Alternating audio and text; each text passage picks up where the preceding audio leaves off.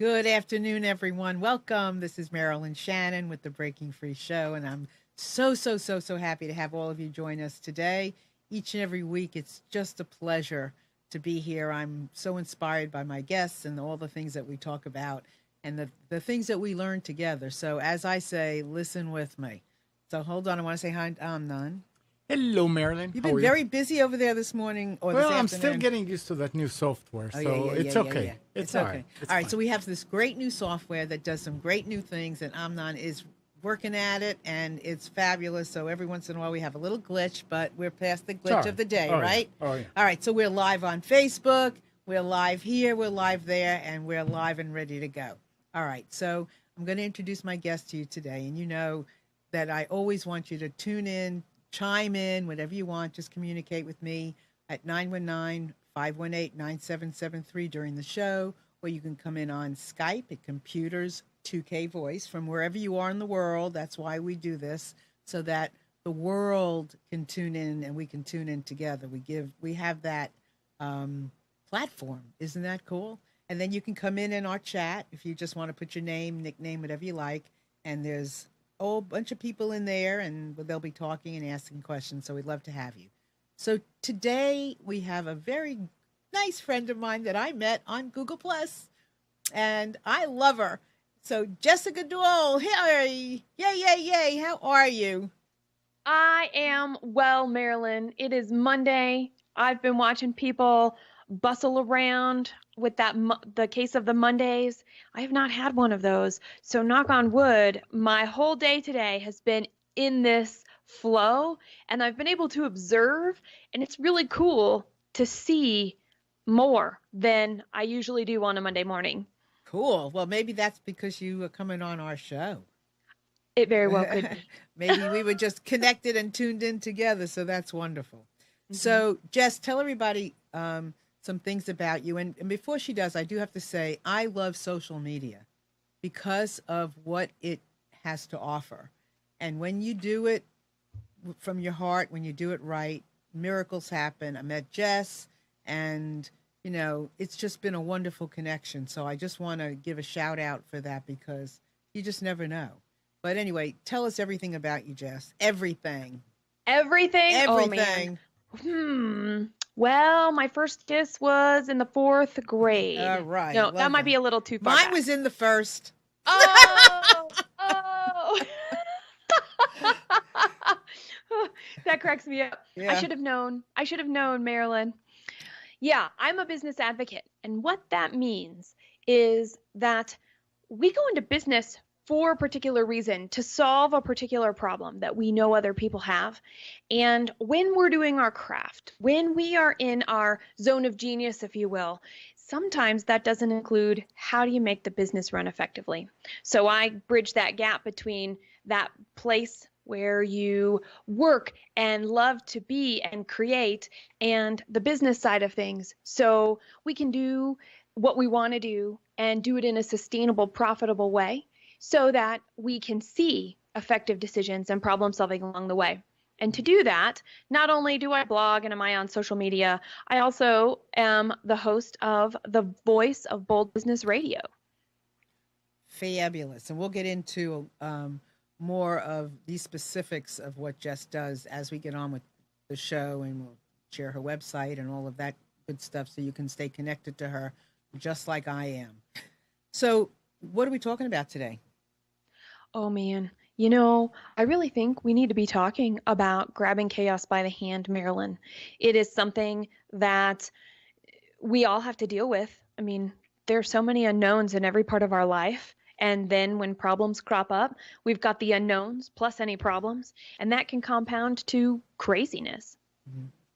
So leading into out of the craziness and the chaos means we can't give up. If anything, we have to keep on going, and that's what it's so great about finding a friend like Jess and others out there, is that you connect with the people who are, you know, doing similar things as you, feel the same way as you do, helping each other, inspire each other to keep on doing what you have to do no matter what. Right? So that's right. What do you think? And that's why I say grab chaos by the hand, because sometimes it's to get grounded with your friend on one side of you and the chaos on the other, and have that knowledge that we're moving forward and we're not doing it alone, nor do we have to, because we have a skill to practice that we can bring in and use. And by the way, one of the steps of that skill is listening. Mm-hmm. Well, to me, listening is, it's like the most important thing. It is. Everything, as far as I'm concerned, starts with, ends with, is because of listening. So tell us some of the things so first of all, before you go any further, describe chaos. What is chaos? The unknown, the things that we feel like came out of nowhere and we don't know why we have to deal with them right now. The things that must take precedent in our calendar and take up our precious time in our day of 24 hours that we weren't planning on. And it pushes other things that may be very important to the side for a little while. Mm-hmm. And we don't know. And you know what I find that's one kind of chaos. A second kind of chaos, Marilyn, is when we have to decide what we're going to do next. We must choose, what are we going to do for marketing? What are we going to do to train our employees? What are we going to do to make sure that we're creating shared meaning in our organization? And how are we going to do it? Those are things we can't research and find an answer to. We have to take a leap of faith. So chaos, so some of what we're talking about with chaos is when you have lots of decisions to make and you don't know which one to make, so that becomes chaotic. Is that what you're referring to? Yes, the things that you have to prioritize in because they're screaming really loud at you. Okay.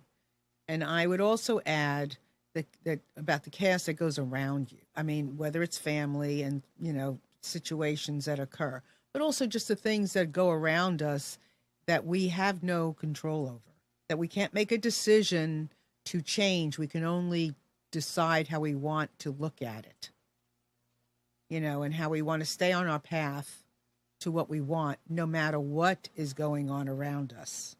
And I'd like to add that piece too. So go ahead. So take us to, so where do we start? Where do we start? Well, I like the fact we started with chaos and the three. We added now a third thing, just that stuff we have no control over. And I actually think that's really where we start, is we know there are very few things we actually have control over in our life. And that really is us. Mm-hmm. It's us. And so when we're looking at that and we say, okay, so now I have to bring this to my team.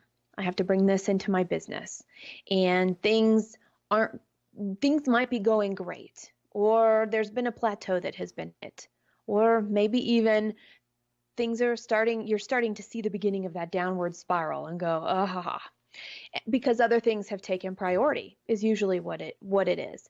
And so how do we refocus? How do we say, okay, so what we have control over ourselves, and where do we start?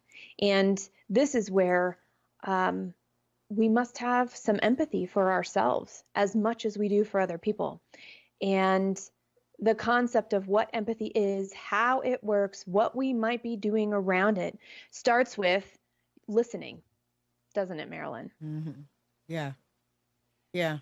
Well, tuning into knowing, first of all, that you need something or that something is out of whack takes a hearing. Takes a noticing, which is all awareness and listening to me. So yeah, I think that's a really good place to start. Mm-hmm. Because if your ground is soft and mushy, then what can you put on top of it? Well, a lot of things. Hopefully it's a boat or something else that floats. But if your self is not stable, you can't add any more confusion. Well, you can. It just isn't. It's going to actually slow us down, right? When we do that, and we avoid.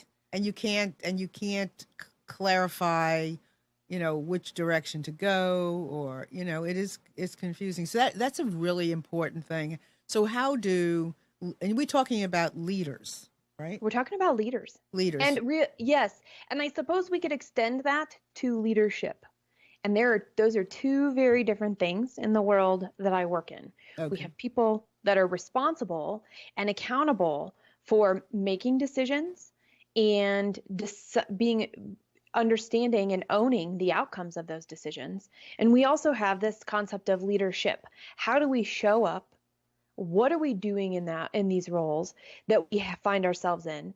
And are we being the best that we can be in that space? So I break those apart, leader and leadership. Okay. So leaders are leading. Yes. Okay. And then who's doing the leadership? Everybody can have leadership qualities and work on those leadership qualities. Okay. That is your personal integrity, living by your values, being genuine and open. Got it. Okay. All right. So it's important. So empathy, how do you create empathy when you're working in a team or you're working in a corporate environment? I think we need to start with ourselves. We're going to go back to that inner knowing that we mentioned. Mm-hmm. In the sense that when we talk about empathy, Brene Brown is very known for this, isn't she? She's very known for this concept of empathy and vulnerability. And, I like the word openness better, because when we are open, we are able to not only hear ourselves more, we're able to use what's around us to inform ourselves more. And so recognizing and noticing an emotion without being ruled by that emotion. For example, we all have people that press our buttons, all of us. And when somebody presses our button, we know, okay, we have some choices to make. We can react and be in that emotion when we respond. We can recognize that reaction is happening and say and choose to respond even though that emotion is there. And I know that there are some other options too. We're going to just stick with those two, because when we can recognize our own emotion, yet we can stand next to it and go, yep, sad, mad, glad, happy. And those are the most common, obviously, but then you've got all of the nuances of those, and you can go forward with that. That's a really great recognition, because we've already tuned in, yet we're still able to also tune in to somebody else, because when we wear that emotion, we no longer have the ability to be able to see emotion or sense where somebody else is. Right. So we're adding a second perspective, if you will. Yeah, this is really, really important. And it sounds simplistic on some level, but it's so very important to give yourself the time to think about this, to feel these things, because without it, you can't be a good leader anyway. So Correct. It's really important to start with because obviously everything starts with ourselves. So to start with yourself, to take a look at these emotions and to really understand them so that you don't wear yourself out. So, we have a lot of work to do. There's a lot of good things ahead of us. Entrepreneurs, leaders, there's a lot of things that we can do. And we need all the strength, all the joy, all the creative energy we can find, all the connection we can have, anything we can, any way of feeling good, in a good way, we need to be able to do the things that we need to do, to have the confidence, the trust in ourselves. So this is very important. And it's actually harder to practice than we realize. And that's one of the things where this concept of noticing and listening and just recognizing in ourselves, taking a pause, if you will. The other thing that we can really consider when we're talking about empathy is, in terms of this perspective, is, okay, so not only do we have our own reaction emotionally, what is the label we're giving the person or people that we're with? Is there a judgment of some kind? And is it passive or is it active? And oh my gosh, it's amazing when we start thinking about the words that we say and reflecting back, even if it's just for 2 minutes at the end of a day, one conversation, looking at the language that we're using, because anytime we decide something is wrong, anytime we put a label on it, like smart, poor, excited, we are giving our interpretation of it. It may be different than what this situation actually is, and it may be different than the experience of the person or people that we are speaking to.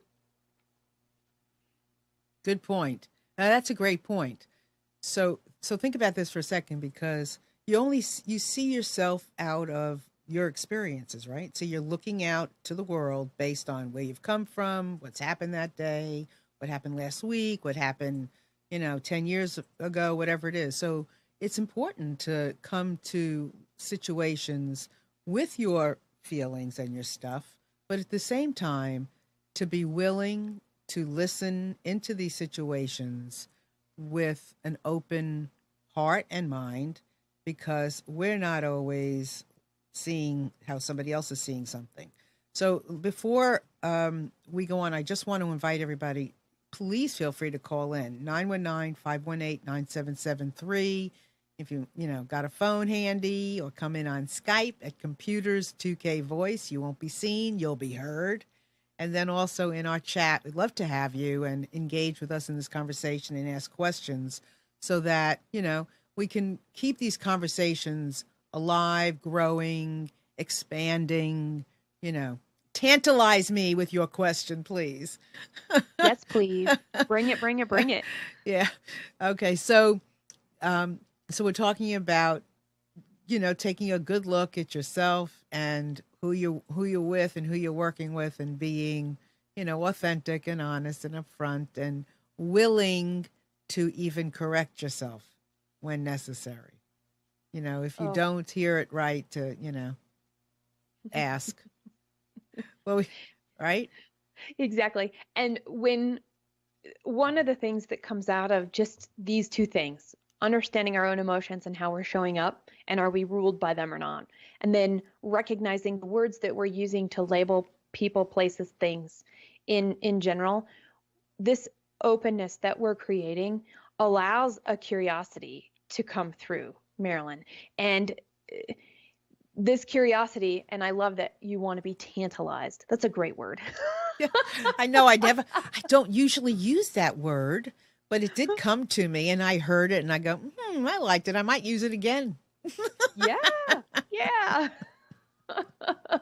That curiousness, though, without questions, we don't learn. Without the ability to seek more information, we are unable to expand our own realm of existence and the experiences that we're able to have, which plays into how are we ruled by our emotions, and are we being judgmental? Isn't that interesting how really, even though we've broken them out into three things, that they are super entwined? Mm-hmm. Yeah, well, and this is important because, you go through, and a lot of times leaders don't think that, they have to, separate out leadership from who they are. And on the contrary, it is all, you've got to be human. You've got to be caring. So we have role models for leaders that sometimes, some of us may not like, right? You have to choose how you want to be a leader. And it doesn't have to be the way somebody else is leading. Maybe there's a whole new paradigm happening of leadership. What do you think? Oh, I have no doubt about it, that we are in the middle of it. And in fact, there are so many of us that we're making decisions and we don't even understand the consequences, positive or negative, of the decisions that we're making, because we are not open to ourselves. Mm-hmm. And, I brought up curious. Curious is one of my personal values. And really recognizing this concept of personal value work can get us a lot farther when we are talking about emotions and emotion management, as well as judgment. Because when we know, and I only have three. I have three values for myself personally, because I can have a lot more. and they're defined by a lot of other words that are also important to me. But when I have 3, I can always refer back to them. So I know when I am in a Red Direction team meeting, what I am stepping up into as the values for Red Direction and the product and services that it's giving the world. And I can invite my employees to step up with me with their personal values, and we have an overlap, shared meaning of the Red Direction values. And you also take that, and I have house values. My husband and I came up with values for our house, which are different than my values. Yet knowing my personal values allows me to figure out and choose how to show up into my household to make sure that every action and decision that I am taking and modeling is in line with the values of our house. Right. And so now I have 9, right? We limited it to 3 in the family, 3 for me, and I made 3 for Red Direction. So that's 9. That's actually already starting to be a lot. So when we have more values than that, we get a little diluted, and it's hard to show up in our entirety and be fully present when we're unable to articulate and live with all of our values, our personal values at once. So I find it interesting to talk about values and things like that because, because who I am at work is basically who I want to be at home too. So it is an interesting thing. And I also think what came to me while you were talking is I guess, based on what you're saying, is there's a lot of words that we've made wrong. Or let me say that I've made wrong. And, the word busy, I think, when people say, I'm busy. And so, it's kind of made wrong. So I kind of go like, okay, rich. I'm full and rich today. I'm not busy. I'm full and rich. Same thing with the word chaos. Chaos sounds like it's a bad word. However, I guess if I'm doing my work the way I'm doing it, I'm going to create chaos. No doubt about it. I am going to do it, and I might as well welcome it in and but what we're talking about is how to handle it. Maybe in stages, in levels and different things, but you're going to create it. And if you're not, somebody else is, so you might as well learn how to deal with it. Cheers to that.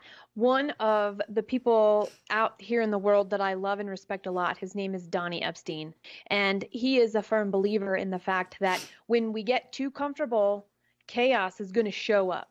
So we end up managing the chaos to stay comfortable instead of actually recognizing that there's chaos and figuring out how to use it as fuel in a positive way to create momentum instead of a way to hold ourselves in this certain place. And I find that fascinating. And if we don't know our values, we may not understand that we are holding ourselves in this place.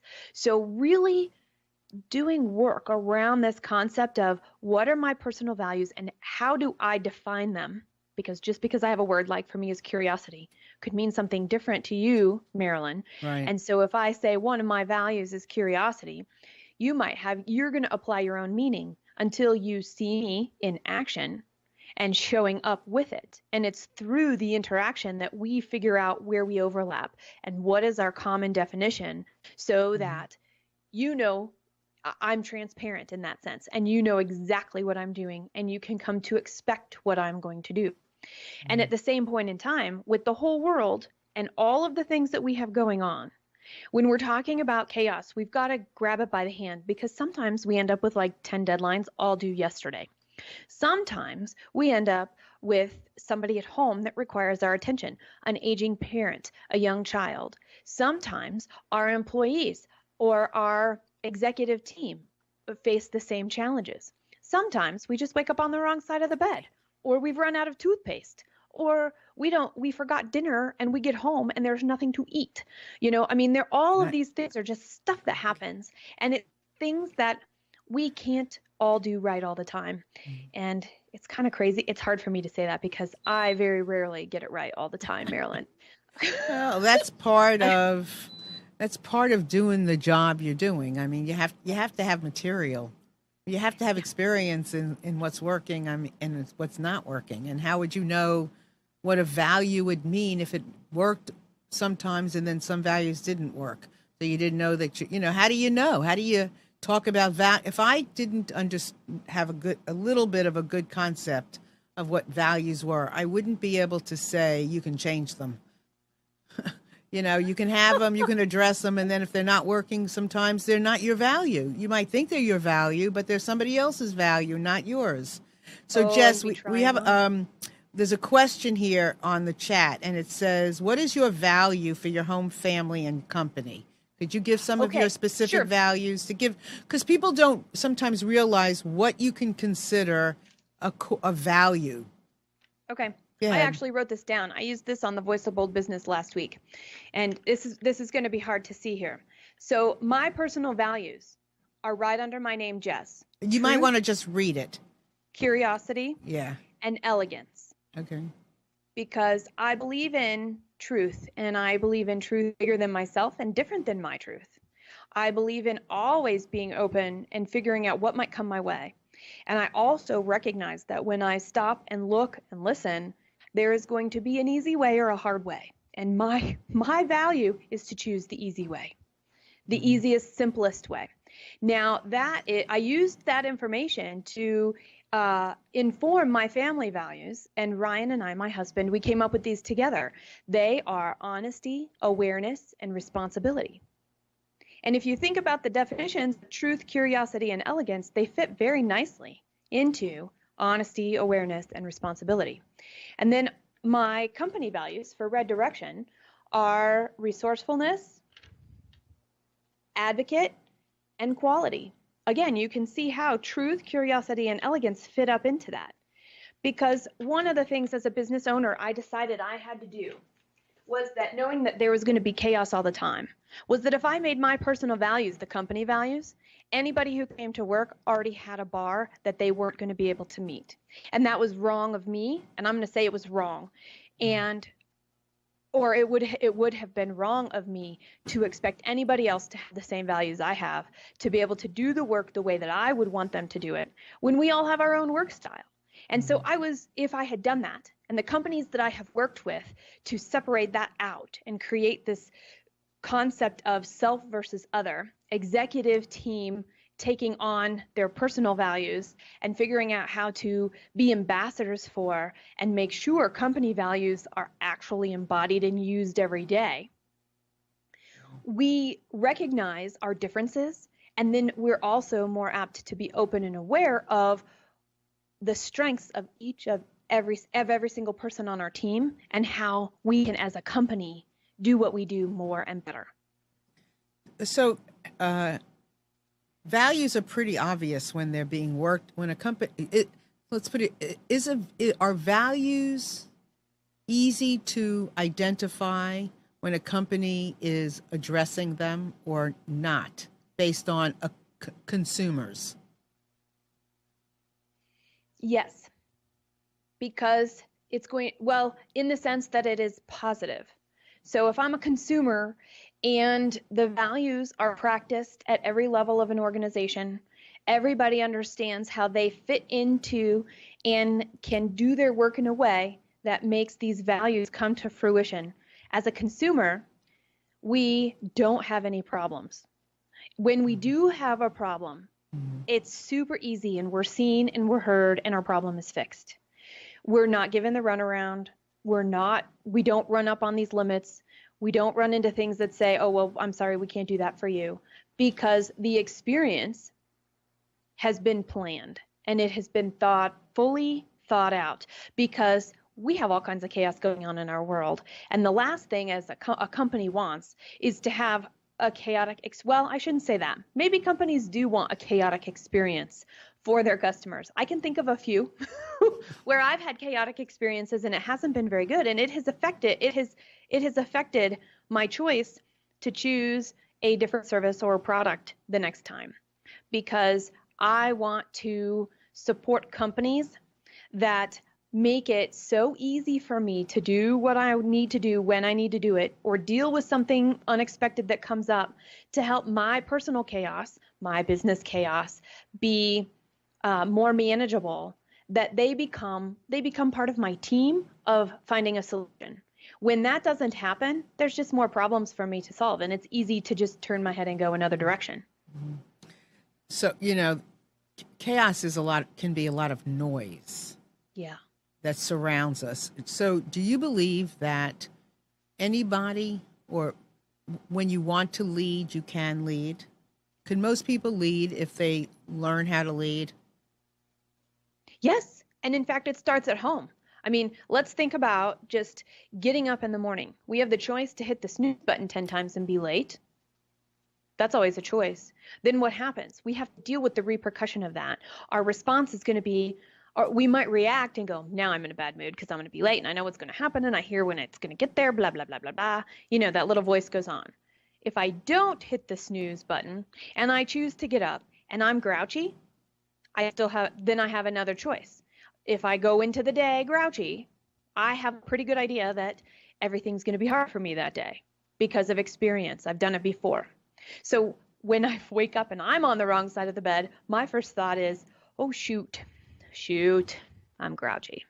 What am I going to do about that? I change the order. For me personally, I change the order of doing things. I take 10 minutes and I have a cup of tea and I read a book. It could be a nonfiction book, a fiction book, it doesn't matter. I read a book. I reset right there.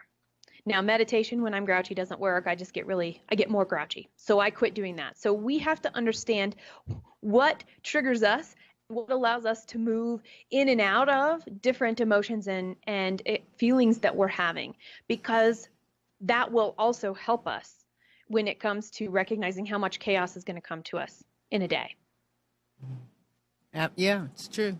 I mean, and it's interesting sometimes when I'm, talking to parents, if you don't, as with parents, if you don't have, let's say your children are young or whatever, you don't have a bedtime. There's no just a definitive time between, like a bedtime and getting up in the morning.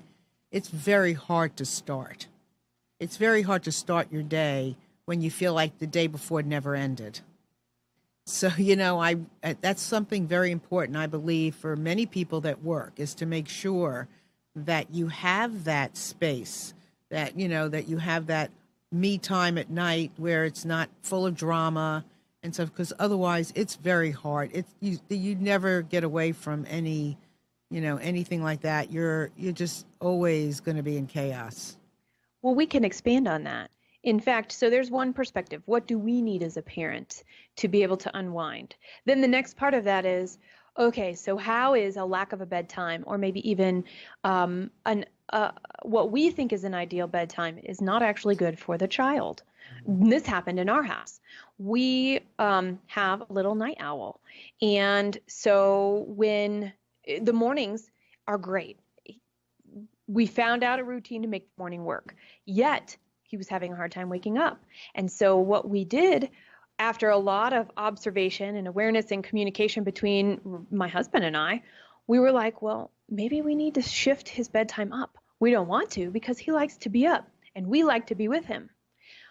However, we also recognize the need to wake up naturally and know that enough sleep has been gotten, because if our little one doesn't get enough sleep, and our little one is 6, it's not only a hard day and it gets harder, he's more tired by the end of the day. Mm-hmm. So we actually looked at what he needed and did some observation, and then we were curious and tried a couple of things to gently find a way for him to also benefit from whatever the bedtime was. Sure. That's great. And Chris is on the chat, and she said, it's just a statement, not a question, but I think it turns into a question. She said, sometimes you don't even know you're in chaos, and I think it's important to acknowledge, like Jess said, companies are in chaos when their customers are not getting what they want.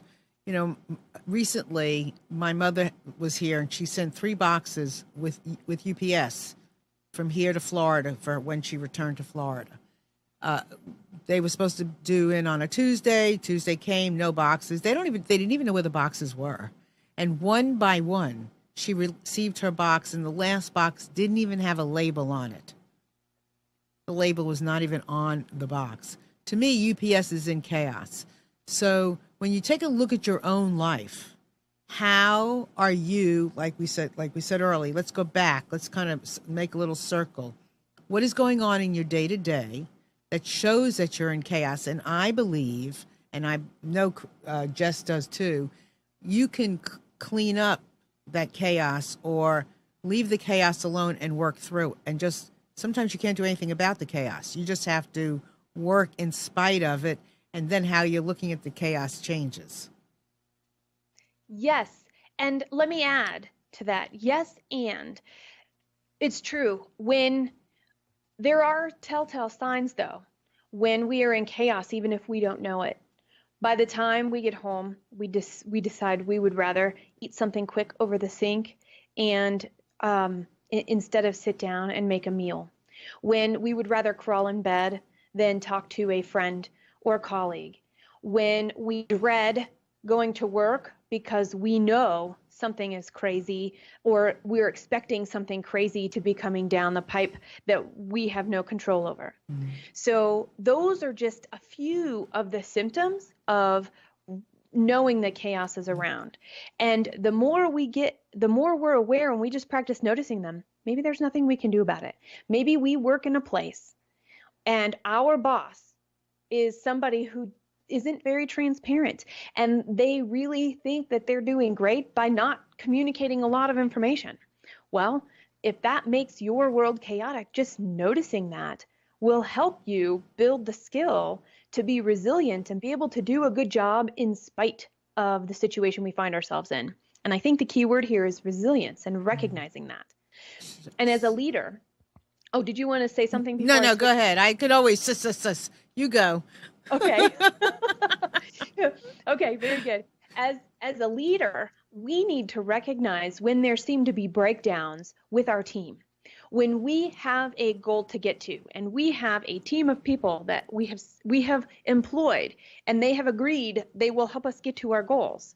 And we have, by letting them be on the team and choosing them for our team, have agreed to let them participate in getting to the goal. There are some breakdowns that can occur. When we are the bottleneck, every decision that is ever made must go through us and get our approval. We are poor leaders. And I say that because there's breakdown.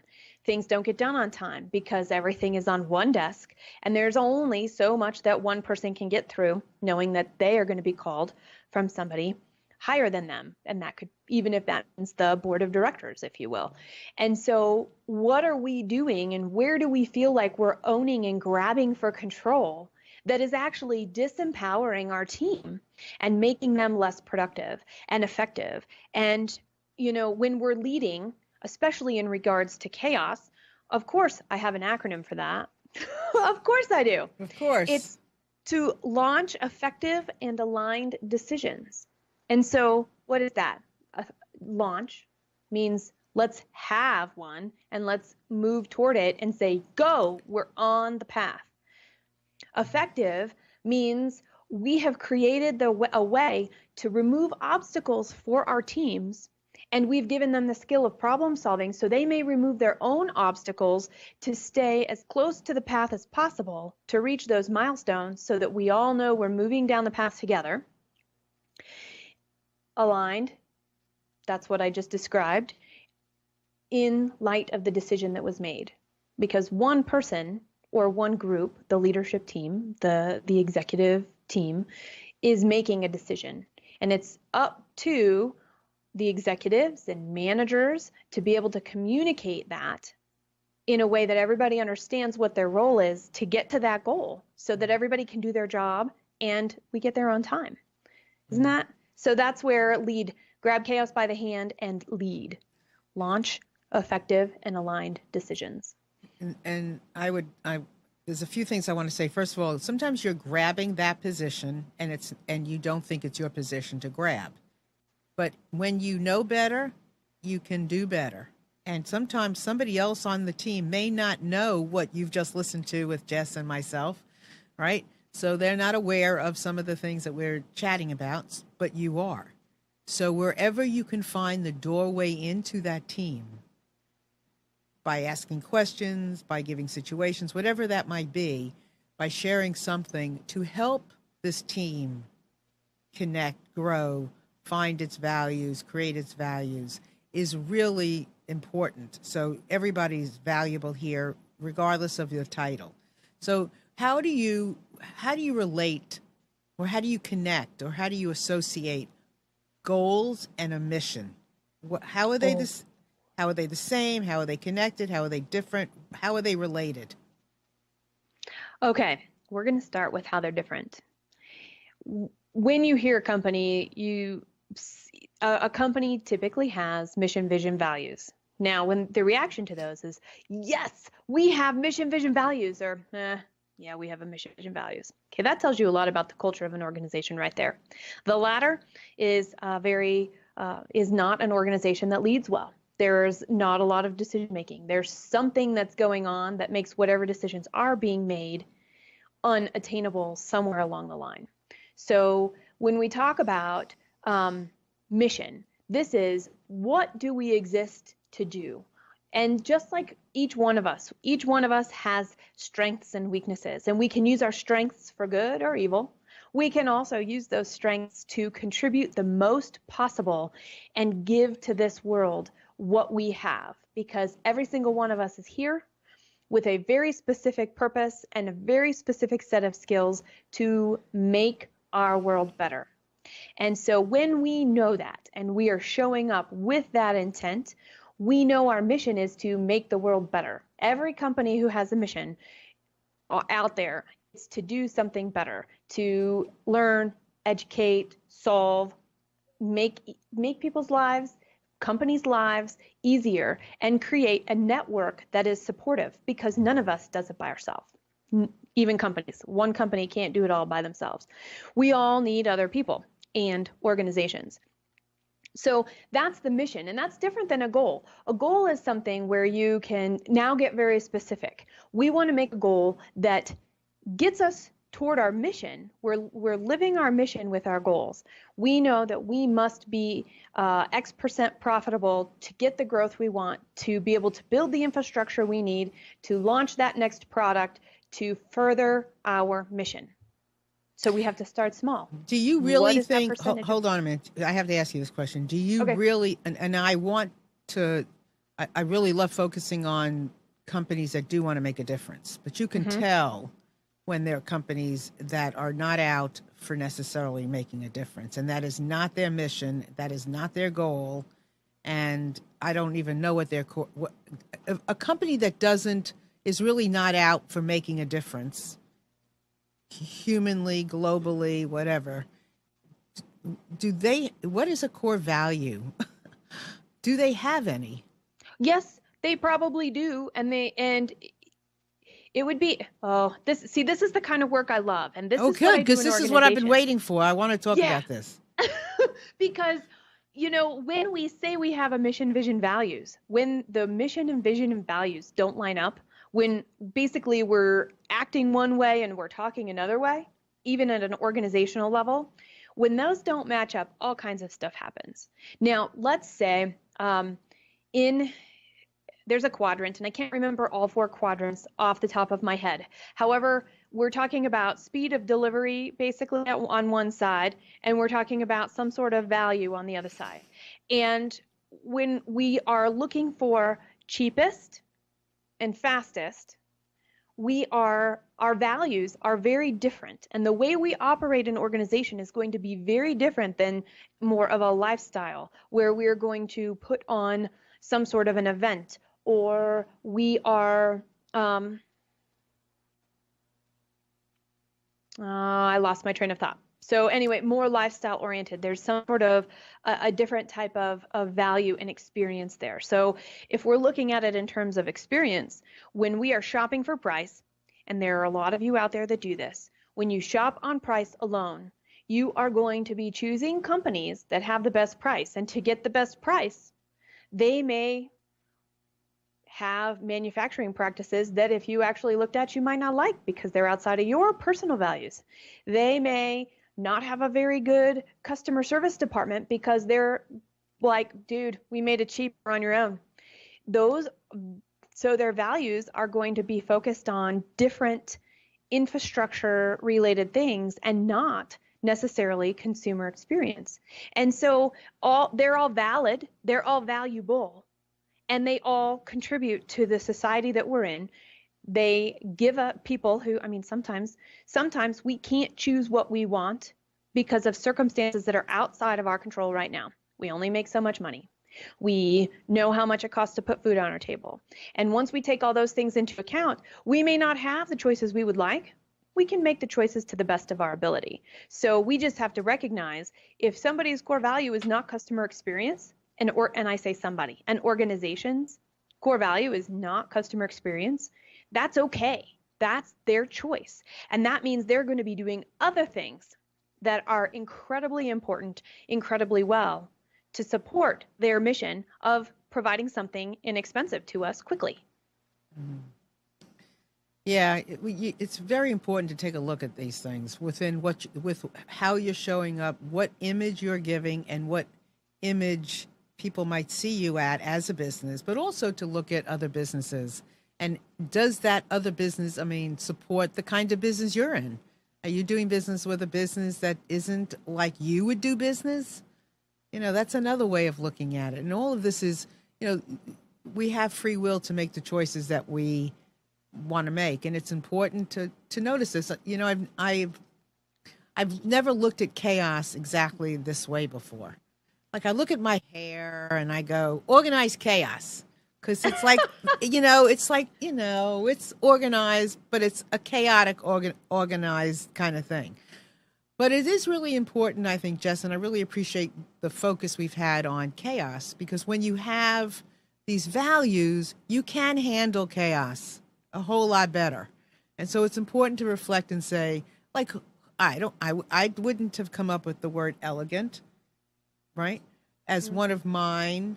But for me, mine are a little different, but they do, to reflect back and to remember them helps me remember who I am, to get through some things, to prosper, grow, and be the kind of entrepreneur that I want to be, yes. And put out the product I want to.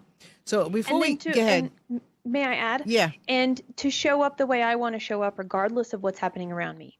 Exactly. Yes. Our world could be falling apart. Yes. We could have had the 3 worst phone calls we could ever imagine happen in 1 hour. Not to mention the fact everybody else is having a crazy hard time. We have all of these things that have been requested of us because as part of a network, sometimes we ask and sometimes we do. And all of those things come together and we get to choose how we show up in that. And that is chaos at its best. Anybody out there, our lives, every choice we make from the moment we decide, do we hit the snooze button? Do we stay up late the night before? Those are choices that we have the free will to make. And how cool is it that regardless of the choices we make, when we know there's chaos, when we know there's going to be unknown stuff happening, we have the opportunity to just show up and see what happens and stand strong. Right. That's freedom. That's breaking free. I've often said, how do you accomplish freedom? How do you experiencing it? From breaking free from something. So when you have the right to not snooze or to, set your, you know what I mean? You have a piece of cake instead of a salad. All those are choices and they affect what comes next. Yeah. Yeah, and it's important for us to get on this bandwagon and say, you have choices. You most definitely, certainly have choices. You do not have to do it the way I'm doing it, Jess is doing it. You can do it your way, but you have choices. And I bet the more empowered people are to do it their way, the better they'll do it, the nicer they'll do it. I have faith. So before we go on with anything else, just again, tell everybody where they can find you, what they'll find, your website, all that kind of good promotional stuff.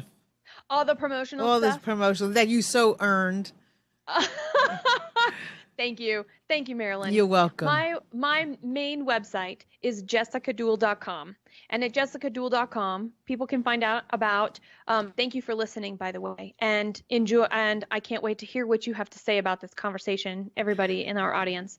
Marilyn, thank you for inviting me because the more we talk about this, the more we uncover what it means, the better we can be as individuals. And that's really what I'm here about. My whole mission in life is to make things that seem weird, unusual, or unattainable, pull that curtain back and go, yes, you can have that. Yes, it is attainable. Yes, it's not really as weird as we think, or it is, and we need to just embrace the weirdness. So there are workshops that I do and keynotes that I give. I'm also the host of the Voice of Bold Business Radio. I mentioned that at the beginning. And this is a radio show for people who want to invest in their own development as leaders and to lead effectively. And I also, I have a blog and I'm on social media. I'm pretty accessible all the way around. Twitter, I am most active on. LinkedIn, I am second most active on. And anywhere, though, you can find all the links on my website. Just reach out to me and I would be glad to engage in a conversation with you. Yeah, I love talking about all kinds of stuff, business stuff, personal stuff, family stuff, dating stuff, relationship stuff, because that all makes up who we are. And the more we talk about all these things, the stronger we are to stand on our own 2 feet, to have a voice, to have an opinion, to, have a business if we want, whatever it is. I would love to see my entire audience out there, have whatever it is, a stake in the ground, a piece of something. And so, join the club of chaos. I mean, really, yay for chaos, because, I'm stirring it up. Now, the idea is I stir it up. I sometimes have to take a step back. I have to look at it. I have to say, okay, which piece of chaos am I going to deal with today? Sometimes, I'm involved in an event right now on Facebook, and it's a Women's Power Networking, which is an organization that I'm part of, and we're having this big event on Facebook, a get to know you thing. And somebody said, well, one of our administrators said, what do you do to relax and chill out after a busy day? And one of my favorite things to do is to have a diet root beer in a frosted mug. And of course, I love eating healthy, and letting everybody know I drink a diet root beer is like, oh my God. But honestly, that's a really tasty thing for me to do at the end of my day in dealing with all the beautiful chaos that I am creating. So, right? And cheers to that. Cheers with my root beer, and cheers to all of you. Cheers for having children and juggling your day. Cheers to coming home and cooking. Cheers to cleaning. Cheers to trying something new. Cheers to Jess, who I contacted, I think yesterday, and said, would you like to be on the show on Monday? Because it was, we wanted a guest and all that kind of stuff. So cheers to all of this, right? Huh? I said chaos. Chaos. Cheers to creating more and more chaos. Anyway, I have a book, right? It's on Amazon. There you go. In Just One Afternoon, Listening into the Hearts of Men is a series, and about to be a series, In Just One Afternoon. My next one, which I'm currently editing, is In Just One Afternoon, Listening into the Hearts of Twins. And I'm very excited about it. I was kind of shocked by some of the beautiful stories. I didn't realize how beautiful the stories were until I really started taking another look. So I'm really excited. You can find the first book on Amazon and hopefully soon the second. So Jess, in closing remarks, in words of wisdom, share them with us. Grab chaos by the hand. That's it. Grab chaos by the hand and lead. And part of leading is knowing we might need help sometimes. And whether that's Marilyn that you reach out to, whether it's me you reach out to, whether it's somebody else that you trust and can be objectively and subjectively helpful to you, reach out to them, because we don't do it alone. Yeah, I love that. And reaching out to people who are there to support you. Find those people.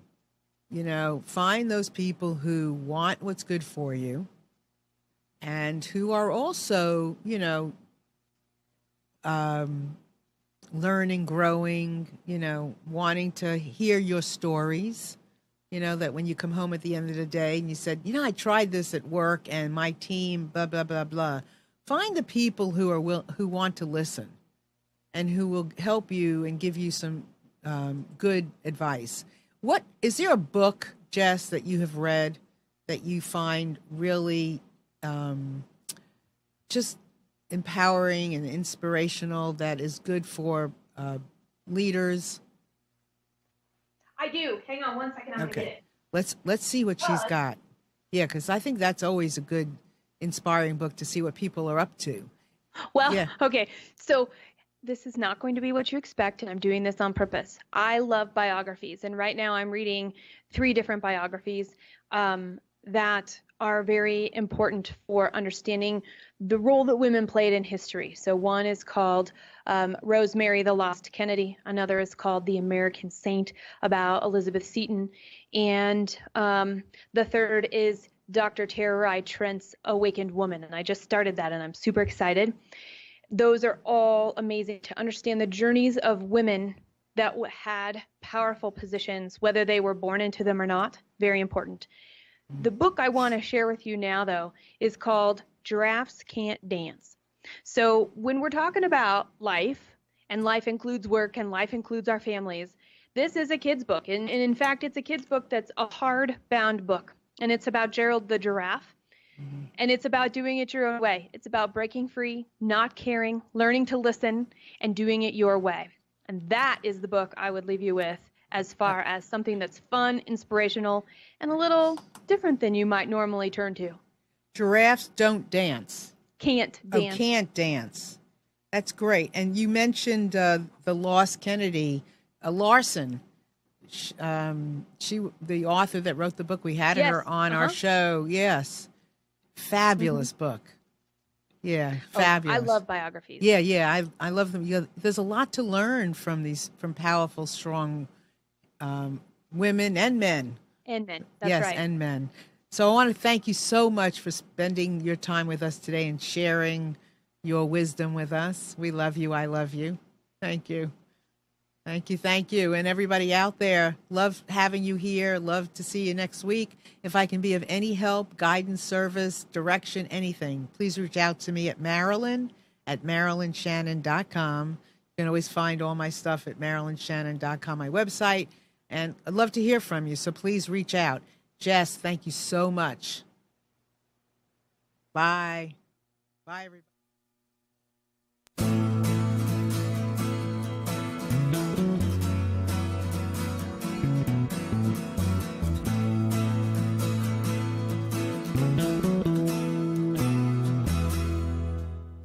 You are tuned to the Nissan Communications Network. If you tuned in too late, you can always watch each program in its entirety or download an MP3 audio file of it in the archives section at nissancommunications.com. Don't forget to subscribe to our YouTube channel, follow us on Twitter, and like us on Facebook. Sponsored by Telestream's Wirecast software, StreamingGear.com, Carolina Apparel, and DeltaForce.net.